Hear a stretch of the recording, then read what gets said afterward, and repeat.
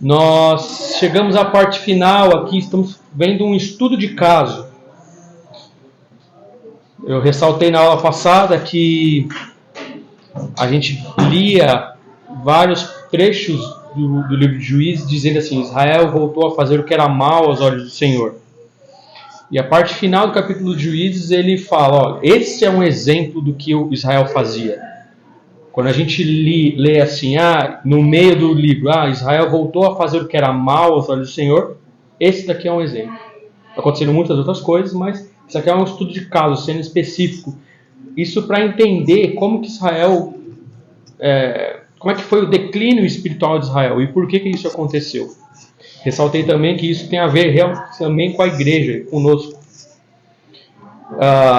Na aula anterior, então, nesse estudo de caso, nós entramos no capítulo 19 e vimos que um levita que estava na terra de Benjamim, ele acabou sendo, vamos dizer assim, ele estava passando a noite no lugar e a casa foi cercada por benjamitas.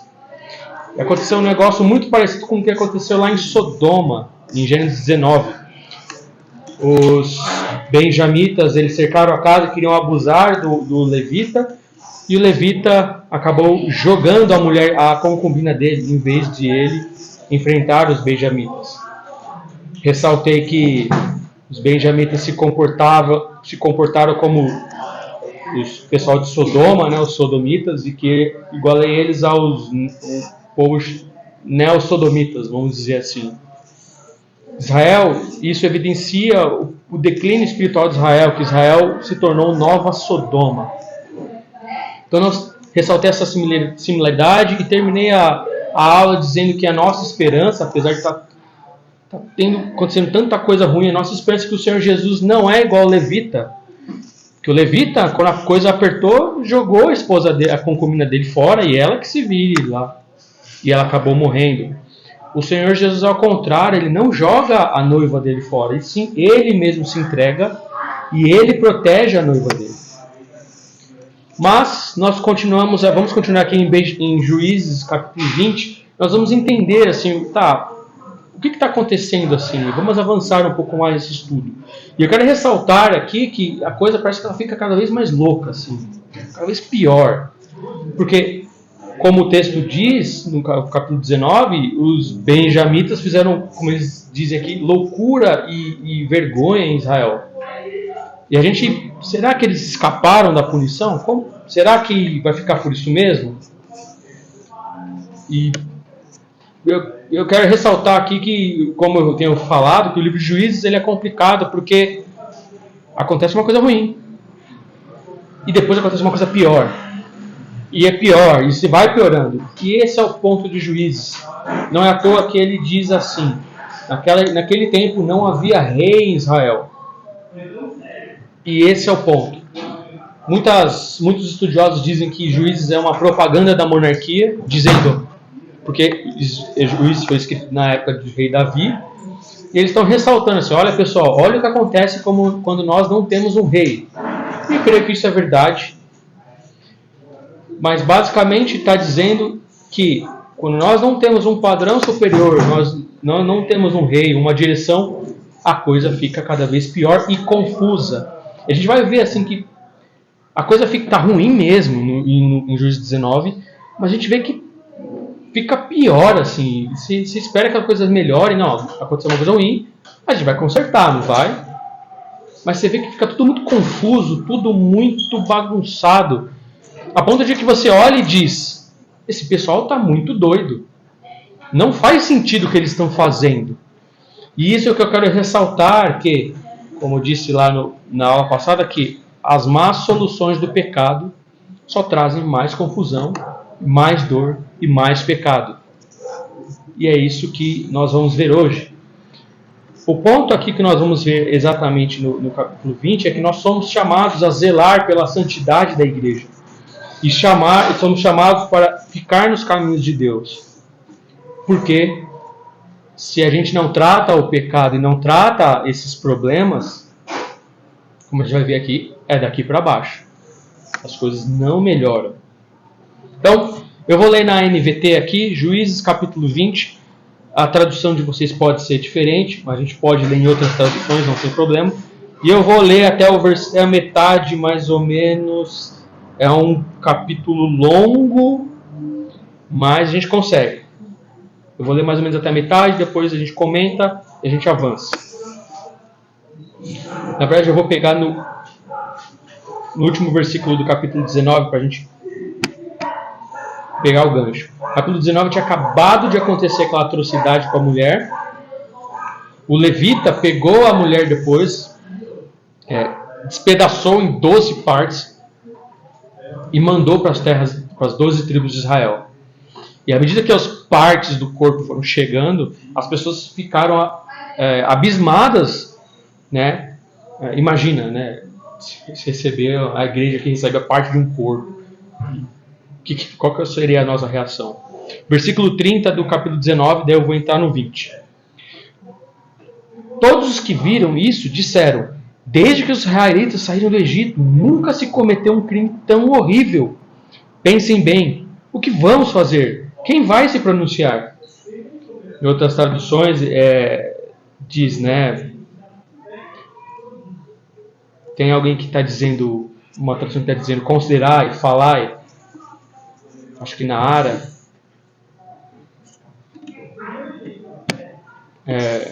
Deixa eu trocar aqui para ver.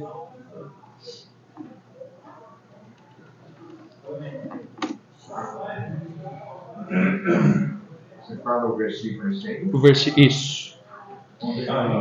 Ponderai nisso, considerai e falai. Isso. Então, vamos ponderar e vamos falar a respeito. Eu tenho Pode falar, uma pastor. dúvida nesse versículo 30. Não, no verso 30. Nunca se viu tal em Israel o que os benjamitas fizeram ou o que o levita fez? Acho que é a situação toda. É que está tudo muito bagunçado. As pessoas acho que elas não estão entendendo o que está acontecendo. Porque assim, o levita ele vai ser... Agora no capítulo 20 vão pedir explicação para ele. Eu acho que as pessoas não sabem exatamente o que aconteceu. Elas... Pode falar. A impressão que eu tenho parece que foi o que o levita fez. Partiu em pedaços e mudar para as tribos. Assim, Mas pode ser, mas eu imagino assim, se você receber a parte de um corpo de uma pessoa na sua casa, realmente a primeira reação é: que loucura, que é isso? Mas depois, quando você vai entender o que aconteceu... Porque a coisa piora, né? Porque a coisa piora, Pode ser, nesse primeiro momento, as pessoas recebendo essas encomendas, vamos dizer assim, né? Acho que depois a coisa, quando todo mundo começa a entender realmente o que aconteceu, eles perguntam, né, pro levita: o que aconteceu? Acho que pode ser esse o caso mesmo. Depois disso, né, capítulo 20, versículo 1. Então todos os israelitas se uniram como um só homem, desde Dan ao norte até Berseba ao sul, incluindo os que moravam na terra de Gileade. A comunidade toda se reuniu na presença do Senhor em Mispa. Os líderes de todo o povo e todas as tribos de Israel, 400.000 guerreiros armados com espada, tomaram os seus lugares na reunião sagrada do povo de Deus. E logo chegou à terra de Benjamim a notícia de que outras tribos haviam subido a Mispa. E os israelitas se perguntaram: como esse crime horrível pôde acontecer? O levita, marido da mulher assassinada, disse: minha concubina e eu chegamos para passar a noite em Gibeá, cidade da tribo de Benjamim. Naquela noite, alguns dos líderes da cidade cercaram a casa com a intenção de me matar e violentaram minha concubina até ela morrer. Então, desmembrei o corpo dela em 12 partes e enviei por todos os territórios da herança de Israel, pois esses homens cometeram um crime terrível e vergonhoso. Portanto, todos vocês, israelitas, decidam agora o que se deve fazer a esse respeito. Então todos se levantaram ao mesmo tempo e declararam: nenhum de nós voltará para casa, nenhum só homem. E isto que faremos a Gibeá: realizaremos um sorteio para resolver quem a atacará. A 10ª parte dos homens de cada tribo ficará responsável por providenciar a alimentação dos guerreiros, e o restante se vingará de Gibeá de Benjamim por esse ato vergonhoso cometido em Israel. Então todos os israelitas estavam plenamente de acordo e se uniram para atacar a cidade. As tribos de Israel enviaram mensageiros à tribo de Benjamim para lhes dizer: que crime terrível foi esse foi cometido em seu meio? Entregue os homens perversos de Gibeá, para que os executemos e eliminaremos esse mal do meio de Israel.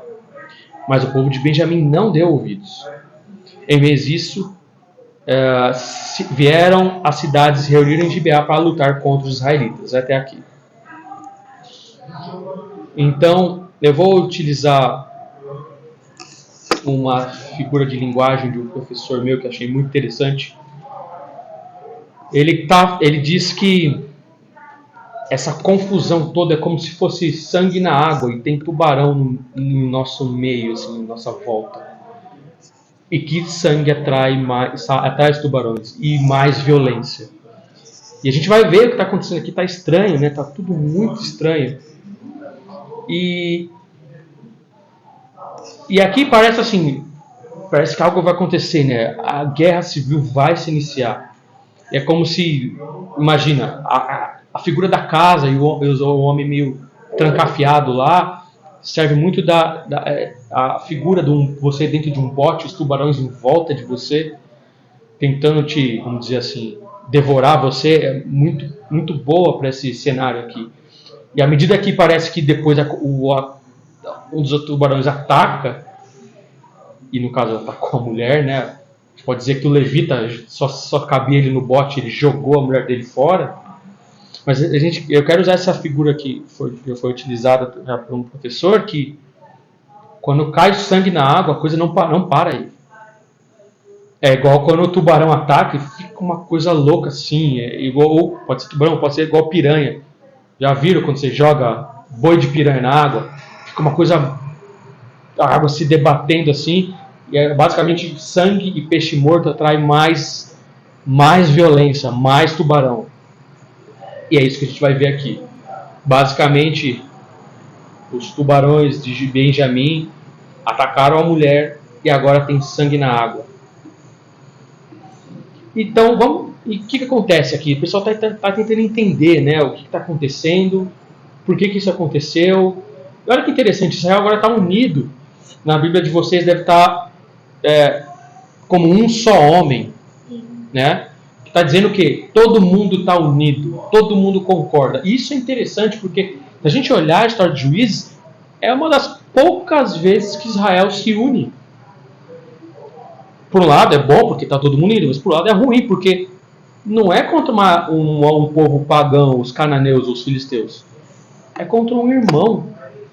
Então, assim, apesar de a reação de Israel ser positiva, porque isso não pode acontecer, obviamente, mas por outro lado, assim, é só nesse caso que eles se unem. No livro de Juízes inteiros, a gente vê que as guerras precisam ser lutadas para a conquista da terra.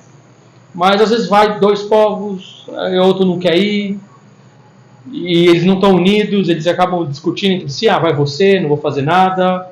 Percebe que tem uns problemas lá em Dan, que Dan não consegue expulsar os cananeus. Efraim sempre aparece dizendo, reclamando que ninguém vai ajudar. Então e isso é muito, chega a ser triste até, porque Israel está unido contra ele mesmo. E é importante a gente entender isso, porque se fosse trazer para o nosso meio, como que a gente fica quando a gente, no nosso meio, alguém na nossa igreja precisa de disciplina?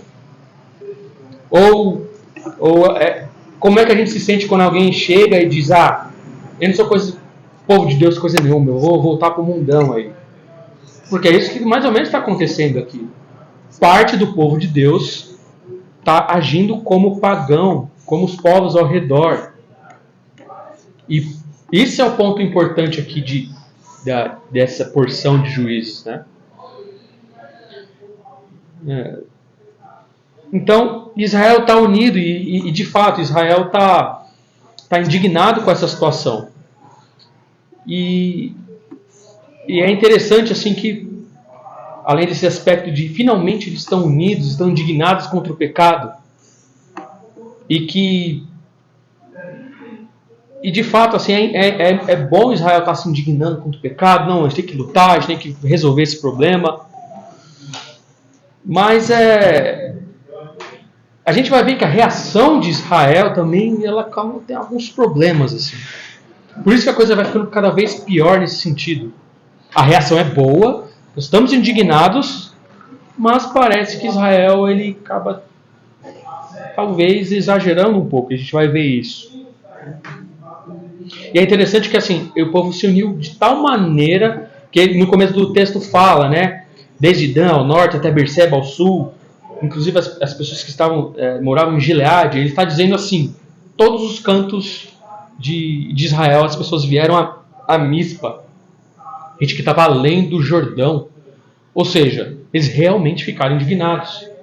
É como se tivesse um problema lá em Campinas, e a gente saísse daqui, não, vamos lá em Campinas resolver. Esse é o nível de indignação do povo. Isso, por essa ótica, é bom, mas é ruim, porque é o próprio povo de Israel lutando contra ele mesmo. E acaba ressaltando aqui, as tribos de Israel têm 400 guerreiros armados. Na tradução de vocês deve estar algo como que puxam da espada. Isso significava 400 homens capazes de lutar na guerra. E eles chegaram a Mispa, né, e perguntaram ao levita, né, como esse crime terrível pôde acontecer. Imagina, e todos os príncipes, todos os líderes estavam perguntando o que está acontecendo, por que fez isso, né? E olha que interessante aqui, vocês notaram alguma coisa interessante no versículo 4 e até o 7? O que vocês acham como a maneira como o levita descreveu a história?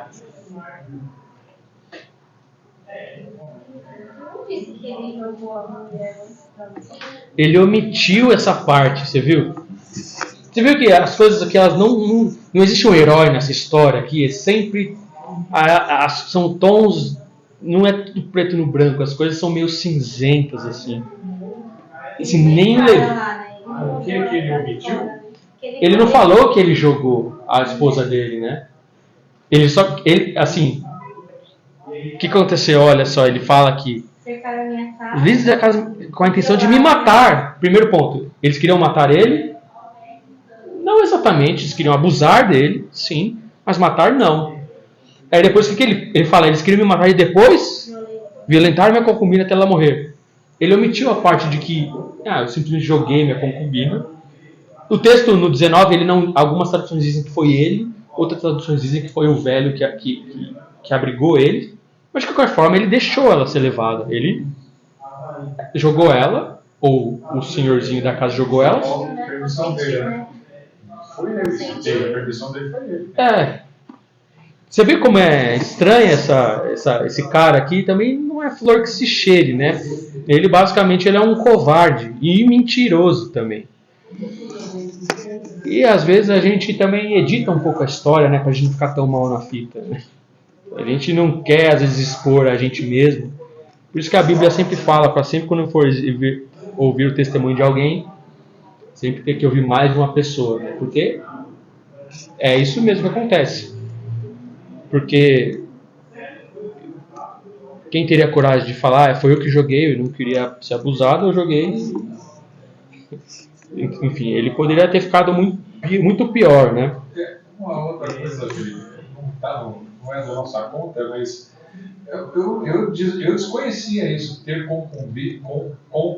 concubina, né? Sem ser casado. Eu não sabia disso, não. Já tá errado já. Um levita que tem uma concubina.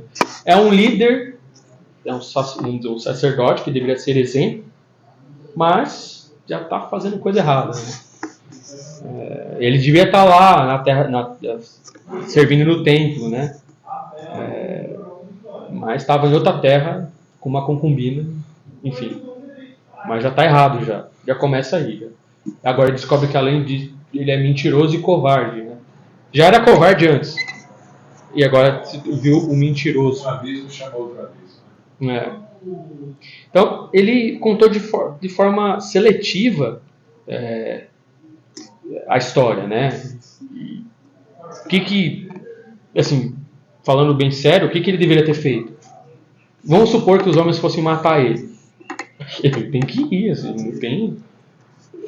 Porque é esse o papel, né? Vamos dizer assim, do homem, né? Tem que proteger quem são os mais frágeis mesmo. Não tem como ele se omitir. Né? E percebe que a coisa fica tão estranha nesse sentido? Porque assim, eles já tinham a lei de Deus, eles já sabiam o que eles tinham que fazer, e a lei de Deus é bem clara a esse respeito, né? Enfim. E é interessante que assim, ele tem pecado claramente horrível, que é o pecado dos benjamitas, e esse pecado que ele está meio disfarçado aqui, né? Ele é um levita, ele está dizendo o que aconteceu, mas ele disfarçou a história, ou seja, pegou uma verdade, misturou com uma mentira para ficar bem assim na história, né? Para não pegar tão mal assim.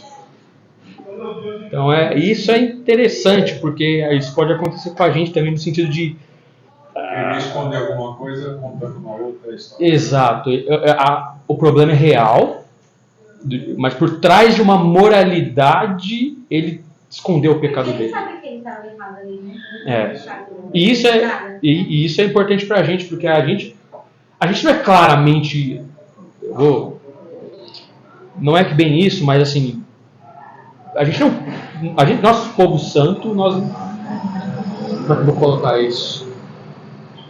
Pode dar vergonha. A gente está mais próximo do pecado do levita do que do pecado dos benjamitas. Ele poderia ser julgado, então, agora. Né? Poderia. Poderia. Né? Poderia. Ele concorda que eu não fiz nada. Então... Você vai ter que ser executado. executado. Ele citou uma guerra, né? Israel... Acho que mesmo se ele contasse a história verdadeira, Benjamim tinha que ser punido. Mas, assim, foi através de uma meia-verdade ali que começou, né? Bom, mas essa é a confusão mesmo que o pecado traz, né? E assim, apesar de a gente estar dizendo que isso aqui, essas coisas que aconteceram no capítulo 19, aconteceu no meio como se fosse da igreja, a igreja não é luta contra os pagãos, é luta dentro de Israel. Então é como se fosse dentro da igreja que essas coisas estão acontecendo. Mas, assim, o alerta aqui é que nós podemos estar mais próximos, eu espero que seja isso, mais próximos do pecado do levita do que dos benjamitas. Dos benjamitas, falando bem franco, é um estupro coletivo isso aqui. E é um negócio assim. Por isso que eu estou dizendo assim, é mais fácil a gente estar próximo do pecado do levita do que de benjamita. Mas isso acontece mesmo no meio da igreja, como aconteceu aqui. E por isso que esse texto é importante para nós. E, apesar de o problema no fato de Israel aqui, que vale ser ressaltado, para o bem de Israel parece ser mais saudável, não porque não tem pecado, mas ele acaba se indignando com a atitude de Benjamim. E esse é um ponto importante, porque a gente vai ver que Israel vai dar uma mancada aqui, vai ficar tudo muito estranho, muito confuso. Mas um ponto que eu quero ressaltar aqui é que Israel, o fato de Israel ficar indignado é bom, mas Israel tem pecado também. E isso é importante para a gente ressaltar que na igreja é assim também, e é uma comunidade de pecadores que pecam. E às vezes, não sei se vocês já viram que as pessoas saíram da igreja e falaram: esse povo da igreja é tudo ruim, tudo pecador. Mas é isso mesmo. O ponto é que, seja fora da igreja, a diferença não é que gente aqui dentro da igreja não peca. Sinal de saúde da igreja é que a igreja vê o pecado e ela trata o pecado. Porque Deus nunca disse que a gente está na igreja e todo mundo nunca mais ia pecar. Somos uma comunidade de pecadores e nós vamos pecar. Porém, se nós formos saudáveis espiritualmente, nós vamos tratar o pecado. E isso é importante na igreja, porque hoje tem os desigrejados, né? E as pessoas acham que vou sair da igreja porque o pessoal da igreja é tudo ruim, tá, tudo hipócrita, eu vou andar só eu com Jesus. Deus utiliza a igreja justamente para trazer a gente junto. Porque se você está fora da igreja, quem que vai te alertar que você está andando no caminho mau? Se não fosse Israel alertar Benjamim, quem que ia falar para Benjamim? Você está errado, cara, volta, não vai por esse caminho. E esse é um aspecto importante da igreja, no sentido de é bom que nós estejamos dentro da igreja, que nós sejamos pastoreados pelos pastores, ou até mesmo pelos outros irmãos. Porque se você estiver indo por um caminho que não é legal, o melhor que acontece é alguém te alertar, falar, não, cara, volta pra cá, não faz isso. E esse é o ponto, não é que nós não vamos pecar, mas nós vamos ser tratados. Porque se a gente não é tratado, existem algumas coisas que acontecem, que é, se nós não somos disciplinados, algo estranho está acontecendo. Ou porque nós vamos ficar piores, ou porque acontece o que aconteceu em Romanos, que Paulo descreve, Deus entrega as pessoas para o pecado. Aí é daí para baixo. Porque de fato é um caminho de destruição. Você ruma para a destruição quando você está longe e você não tem disciplina. Veja Sodoma. Aconteceu a mesma coisa em Sodoma, mas o que Deus fez? Deus destruiu Sodoma. Interessante como Deus não destruiu Israel, mas Deus está tratando o pecado de Benjamim ali. Deus vai tratar, vai ser difícil, Deus vai punir Israel, mas Deus vai tratar.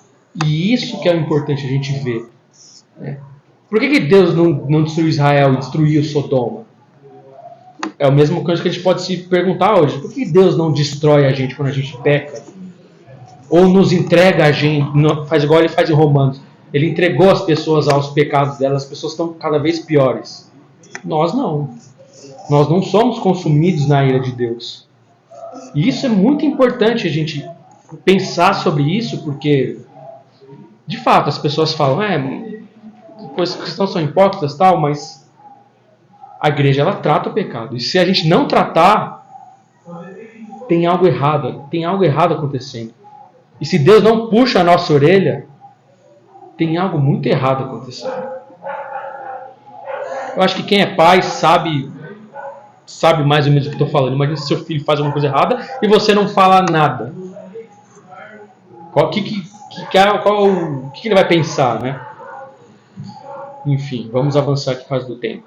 Mas a gente vê então que tem 400 mil homens, uma força militar impressionante. E parte, imagina, está descrevendo que tem uma parte do povo e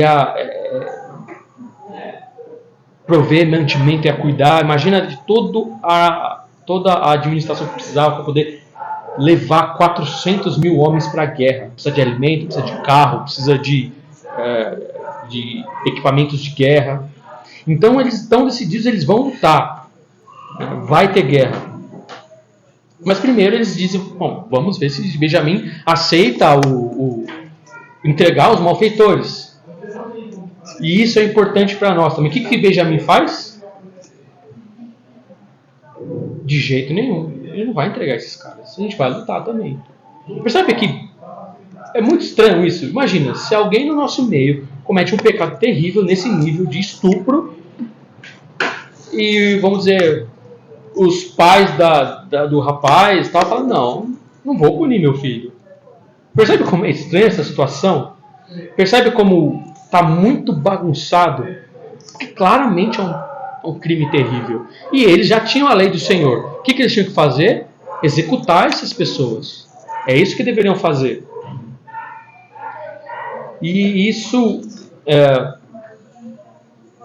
fica muito estranho, né? Porque assim, Benjamim não quer punir esses malfeitores. Né? E veja, nós temos no nosso meio, hoje a gente não executa as pessoas. Né? Imagina só, a gente chega aqui, o pastor fala, pessoal, hoje não vai ter culto, a gente vai pegar, todo mundo vai pegar um pedaço de pau, vamos ali naquele bairro e ter uma igreja que precisa detonar porque eles estão em falta. Não é mais assim. Nós somos um povo espiritual, não somos mais uma nação civil. A espada que nós temos que usar é a Bíblia. É essa a espada que a gente tem que usar. Mas é parecido. A ação disciplinar que Benjamim vai ter que sofrer é algo que também deve acontecer na igreja. Bem, Oi, pastor. eu sei que é um exemplo que nós não podemos seguir, mas eles deveriam, né? Eles deveriam ter entregue aqueles jovens a serem executados e mortos. Estava resolvido. Não teria sido isso. Não teria tido isso. Nós tivemos aí a morte dos 3 médicos.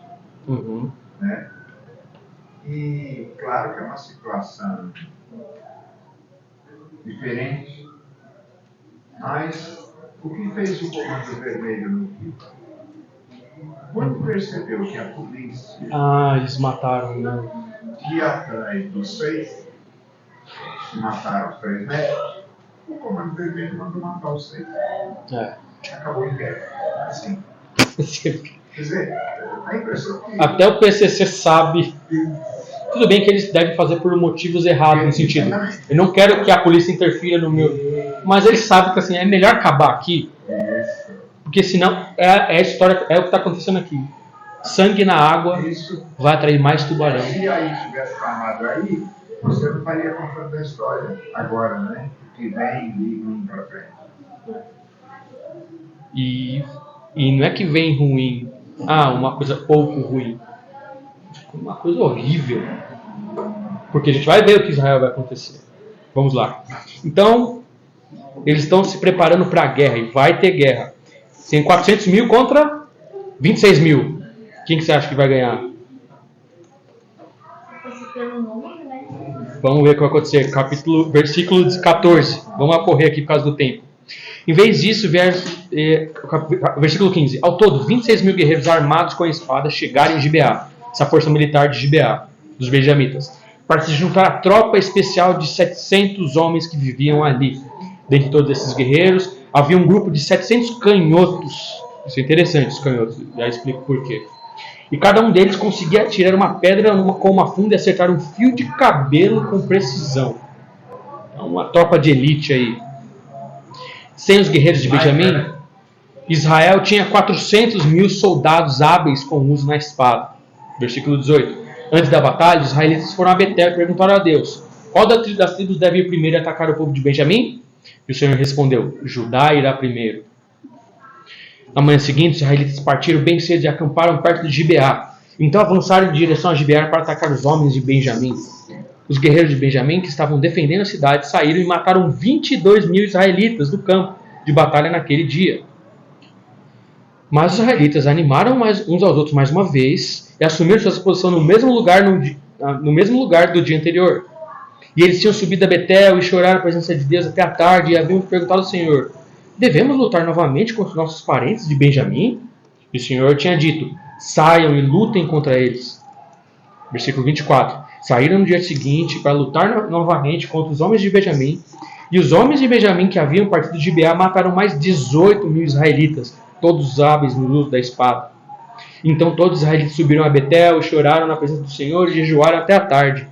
Também apresentaram ao Senhor holocaustos e ofertas de paz. Os israelitas subiram para buscar a direção do Senhor. Naqueles dias a arca da aliança de Deus estava em Betel. E Finéias, filho de Eleazar, neto de Arão, era sacerdote. Percebe que está aqui, neto de Arão. Ou seja, foi logo depois da conquista de Canaã. Da conquista da terra, né? Não de Canaã exatamente, toda Canaã, mas logo. Percebe como uma coisa, apesar desses capítulos estarem no final aqui do Juízes, isso acontece logo no início da conquista, poucos anos depois. Neto de Arão, Finéias, estava aqui. E a arca estava em Betel, né? Porque tinha aquele problema todo que eu não vou citar aqui. Eles perguntaram, versículo 28, eles perguntaram ao Senhor: devemos lutar novamente contra os parentes de Benjamim ou devemos parar? O Senhor disse: vão, amanhã eu os entregarei em suas mãos. Então os israelitas armaram emboscados ao redor de Gibeá, avançaram contra os guerreiros de Benjamim no terceiro dia e tomaram suas posições no mesmo lugar de antes. Versículo 31. Quando os homens de Benjamim saíram para atacar, foram atraídos para longe da cidade, como antes começaram a matar os israelitas. Cerca de 30 israelitas morreram em campos abertos, ao longo da estrada que vai para Betel, da estrada que leva de volta a Gibeá. Versículo 32. Os guerreiros de Benjamim gritaram: derrotamos vocês como antes. Mas os israelitas já haviam planejado fugir para que os homens de Benjamim os perseguissem pelas estradas e fossem atraídos para longe da cidade. Quando os guerreiros israelitas chegaram a Baal-Tamar, voltaram-se para assumir suas posições. Enquanto isso, os israelitas que estavam escondidos na emboscada a oeste de Gibeá entraram em combate. 10.000 soldados da tropa especial de Israel avançaram contra Gibeá. A luta foi tão intensa que Benjamim não percebeu que a calamidade estava por vir. E o Senhor ajudou Israel a derrotar Benjamim. E naquele dia os israelitas mataram 25.100 guerreiros de Benjamim, todos hábeis com uso na espada. Então os homens de Benjamim viram que estavam derrotados, e os israelitas bateram em retirada diante dos guerreiros de Benjamim, a fim de dar aos homens que estavam escondidos na emboscada mais espaço para atacar Gibeá. Aqueles que estavam escondidos avançaram de todos os lados e mataram todos os habitantes. Tinham combinado de mandar como um sinal de dentro da cidade, como uma grande nuvem de fumaça. Versículo 39. Quando os israelitas viram a fumaça, voltaram a atacar os guerreiros de Benjamim. Àquela altura, os guerreiros de Benjamim já haviam matado cerca de 30 israelitas e gritaram: derrotamos vocês como antes. Mas, quando os guerreiros de Benjamim olharam para trás e viram que todas as partes das cidades a fumaça subia do céu, e os guerreiros de Benjamim se voltaram e atacaram. Os homens de Benjamim ficaram apavorados por perceberam que a calamidade estava prestes a vir sobre eles. Deram meia volta e fugiram diante dos israelitas em direção ao deserto, mas não conseguiram escapar da batalha, pois os soldados que saíram das cidades vizinhas também os atacaram. Os israelitas cercaram os homens de Benjamim e perseguiram até os alcançarem no local de descanso a leste de Gibeá. Naquele dia, 18.000 dos guerreiros mais corajosos de Benjamim morreram na batalha. Os sobreviventes fugiram para o deserto, em direção à rocha de Rimon. Mas os israelitas mataram 5.000 deles ao longo da estrada. Eles continuaram a perseguição e mataram mais 2.000 perto de Gidom.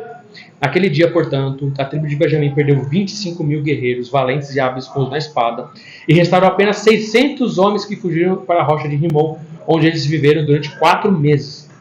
E os israelitas voltaram e mataram todo o ser vivo que restou nas cidades, pessoas, animais e tudo o que encontraram. Também queimaram todas as cidades por onde passaram. Vamos tentar entender o que aconteceu aqui. Eu corri um pouco por causa do tempo, mas... Bom, vai ter luta e parece ser justa, certo? Vai ter caminho fácil, então. Se nós estamos do lado de Deus, estamos fazendo o que Deus disse, vai ser fácil então, certo? Não, errado. Mesmo quando a luta é justa, a luta contra o pecado é difícil mesmo e não é fácil. E às vezes a gente pode ter essa ilusão, é fácil, é só corrigir o pecado. Não é.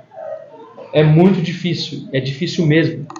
E muitas vezes, como a gente vai ver aqui, a gente passa do ponto na correção, como a gente vê no capítulo final. E a gente vai ver as consequências que isso vai trazer no próximo domingo, né? Mas é interessante, voltando lá, tem 400.000 homens contra 26. Então assim, parece que vai ser fácil, né? E tem essa tropa de elite de Benjamim, dos canhotos. Existe uma vantagem tática, porque um canhoto aqui... Rodrigo, você canta ou você é destro? Se você carrega a espada com que mão? Com essa mão. O seu escudo vai estar onde? Nessa outra mão. Se eu sou destro e jogo alguma coisa aqui, é mais fácil você fazer isso aqui. Se eu jogo desse lado, está na sua mão da espada, você não consegue. É mais difícil você fazer isso aqui com o escudo, se o tiro vem do lado da minha espada. Então é uma vantagem tática. Existe até os estudiosos dizem que esses homens não eram naturalmente canhotos. Eles eram treinados para ser canhotos só para ter a vantagem tática. E eles atingiam num cabelo. Os caras eram bons. De distância. E não erravam. E Gibeá, a terra é mais elevada. Então eles tinham que lutar morro acima. Então é mais difícil também. Eles tinham uma vantagem tática. E eles... Só ficaram aqueles 600. Então, vamos chegar lá.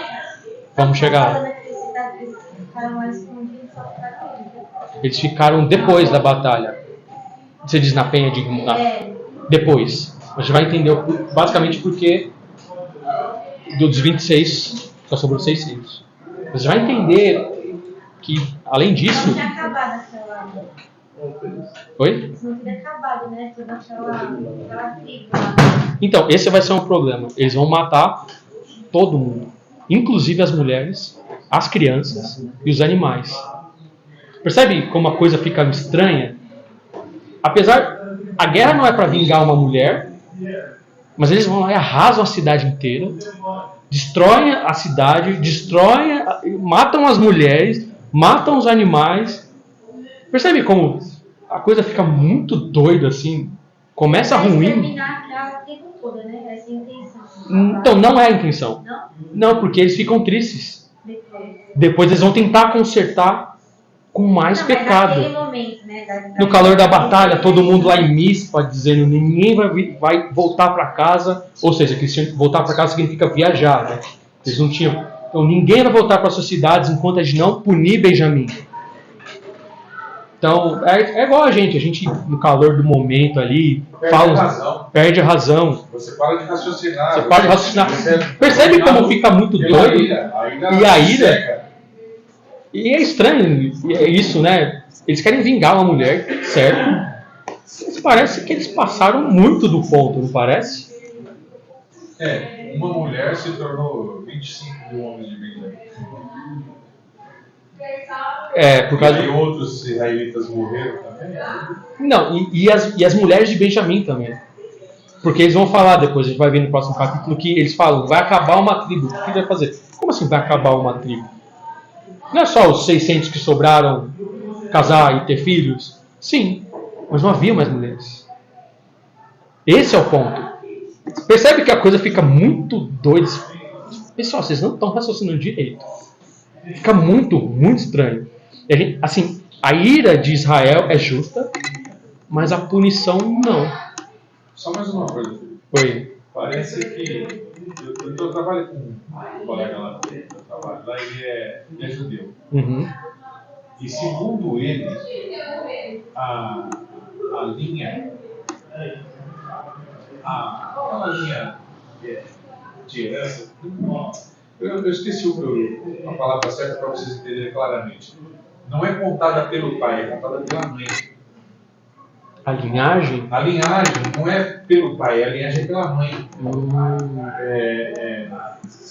O camarada ele é judeu, não é porque é filho de um pai, que é da mãe judia. Entendi. Eu não sabia. Então, quando matam as mulheres, esse é um problema. E acabar. Então. É porque também a gente vai ver aqui, né, que eles não querem deixar a tribo acabar, né, porque é triste mesmo, assim, imagina, alguém sai do nosso meio e fala, não sou povo de Deus.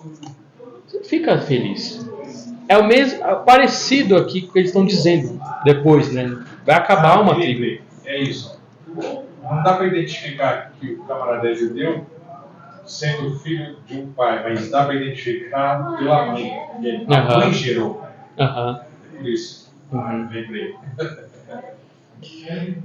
Então, eles estão indo para a batalha é difícil mesmo. Não, é interessante que parece que a batalha vai ser fácil, são 400 mil contra 26 mil, mas não é fácil. Eles acabam consultando a Deus e Deus fala para Judá ir primeiro. Não sei se vocês se recordam, quando vai atacar Jericó, lá no começo do Jericó não, a guerra contra os filisteus, lá no início de Juízes, o primeiro também aí, Deus fala para Judá ir. É interessante que Deus falou que Judá ia ter preeminência sobre os outros irmãos, né, na bênção lá de Jacó.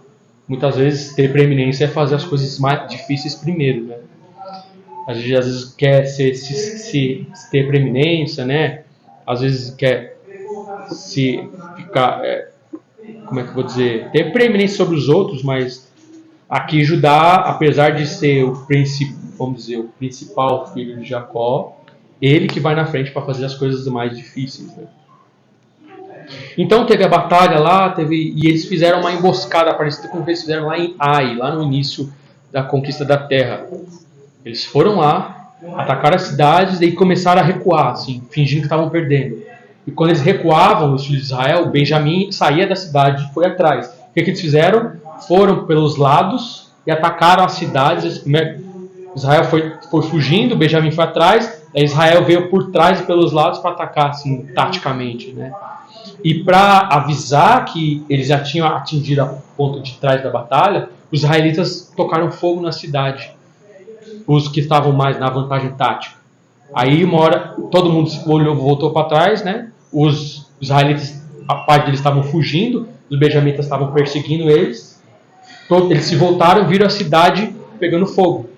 E o que fez? Os israelitas pararam de correr, voltaram a atacar os benjamitas, e os que estavam na cidade terminaram, fecharam o cerco aqui. Foi isso que aconteceu. Fica meio confuso nessa descrição, mas foi isso que aconteceu.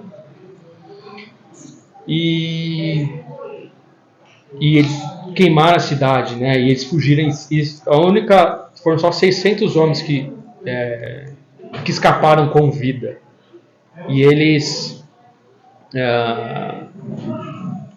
acabaram ficando 4 meses escondidos lá, que eles diz igual na penha de Rimon, né? Mas percebe que a coisa fica tão estranha assim, e já é uma guerra civil aqui. Deixou de ser... foi cometido um crime com uma mulher, indignação, tem que se indignar, tem que punir os malfeitores, mas a coisa aqui parece que ela fica mais louca e estranha, porque por causa desse crime eles acabaram destruindo uma cidade inteira. Mataram as mulheres, mataram os animais, mataram inclusive as crianças. Percebe que não foi um olho por olho? Parece que foi um olho. Eu quero 2 olhos por causa de um olho. E é assim. E essa confusão inteira que o pecado está trazendo. Quando a gente... Não quero tirar isso de vista, do tipo... E quando eu disse que Israel não tinha rei, Israel estava fazendo o que era mal aos olhos do Senhor. Percebe que um pecado levou a um outro pecado que vai piorando? Esse é o tipo de coisa que acontece aqui. E que a coisa fica muito estranha, muito doida. E só de você pensar, poxa, o neto de Arão está aqui. Não fazia muito tempo que eles estavam no deserto, que Deus tinha falado com eles. Eles sabiam quem era Deus, eles tinham visto os milagres. Pelo menos assim, os pais deles tinham visto os milagres. Só que apenas uma geração já ficou uma coisa muito estranha, muito horrível. Não é à toa que eles falaram assim, desde que a gente saiu do Egito, isso aqui nunca aconteceu. O que está acontecendo? Entre eles, né? Esse é o problema. Porque quando eles foram lá e destruíram a cidade lá de Jericó, mataram todo mundo, era como se fosse um inimigo.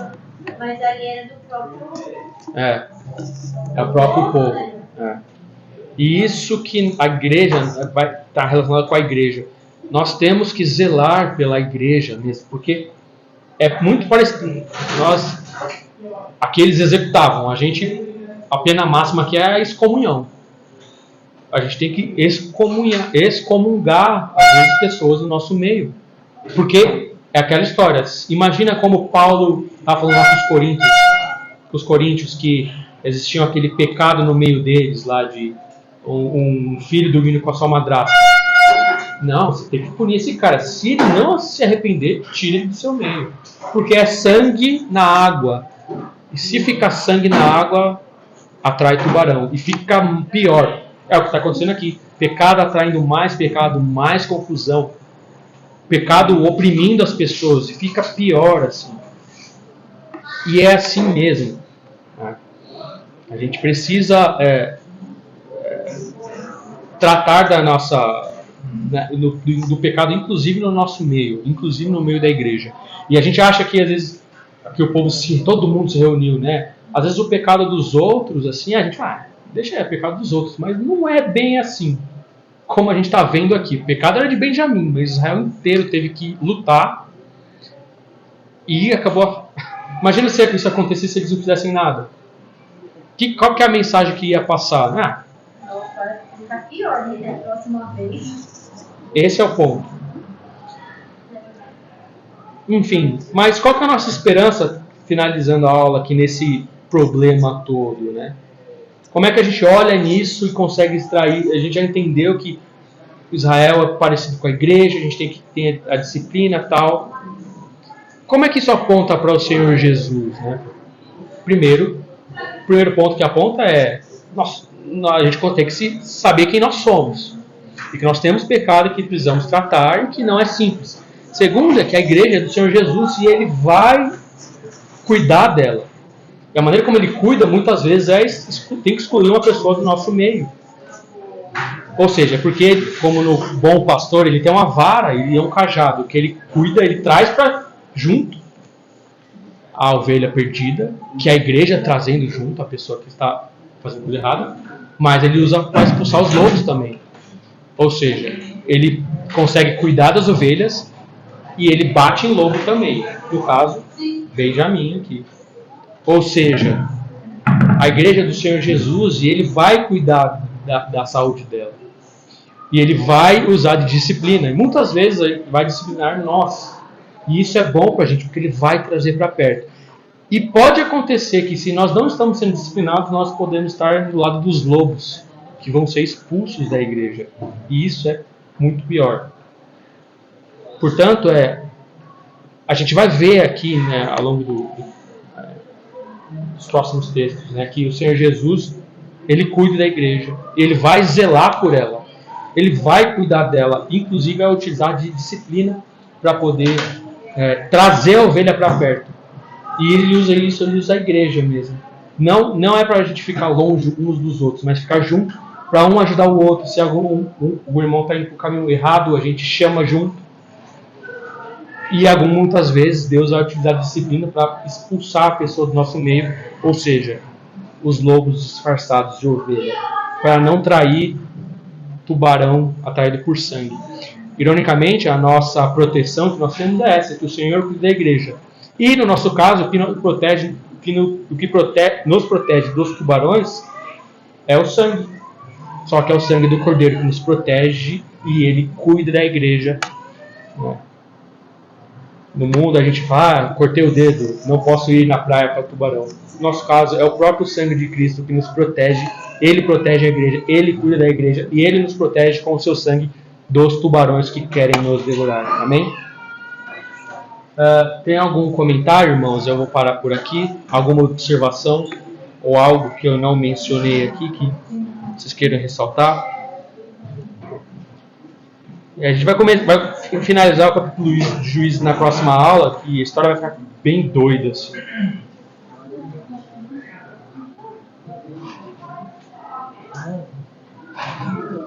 Amém. Então, eu finalizo aqui.